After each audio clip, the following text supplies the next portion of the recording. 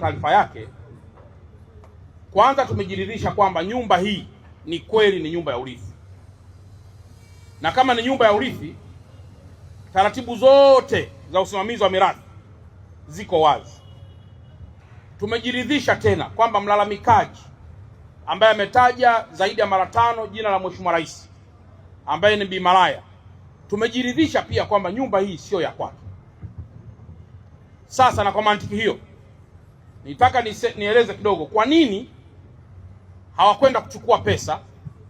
Ilikuwa ni hivi, naomba mnielewe vizuri.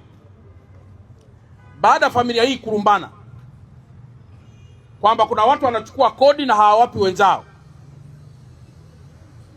wale wachache ambao walikataa nyumba hii siuzwe ndio waliogoma kwenda kuchukua ule mgao ili wao waendelee kuchukua kodi kwenye maduka haya. Na kwa mantikio, pesa ambayo walikuwa wanaipata hapa, tumejiridhisha kwamba ilikuwa haigawanywi kwenye zile familia zingine zote. Na kwa sababu tumejiridhisha jambo hilo, walikuwa ni wajanja, kwa sababu kodi ambayo walikuwa wanaichukua walijua wakichelewesha mgogoro wataipata pengine nyingi zaidi kuliko hata ile ambayo walipaswa kugawiana mmoja mmoja. Na kwa mantiki hiyo, kwa sababu imeshathibitika kwamba nyumba hii ni ya mirathi, na kwa sababu tumejithibitishia kwamba mashauri ya mahakama ndiyo yaliyoamua, na kwa sababu tumejithibitishia kwamba transaction zote pale ardhi zilizofanywa kutoka kuhamisha umiliki kwenda kwa aliyenunua, tumejiridhisha kwa bila mashaka.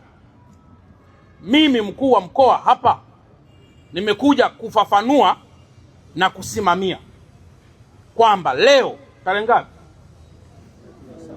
Leo tarehe 17 ya mwezi wa pili 2026, mimi mkuu wa mkoa nikiwa na mkuu wa wilaya wa Ilala, mkurugenzi wa Ilala, wanasheria na wananchi, tumejiridhisha kwamba Bi Malaya hana haki hapa peke yake.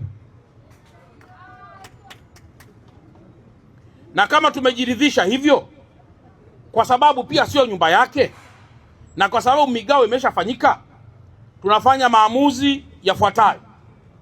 La kwanza, Bi Malaya na umri wake, tena watu mnisamee sana, hili neno tunalitamka Bi Malaya kama vile mkuu wa mkoa anatukana mama. Hapana, Bi Malaya ndio jina lake.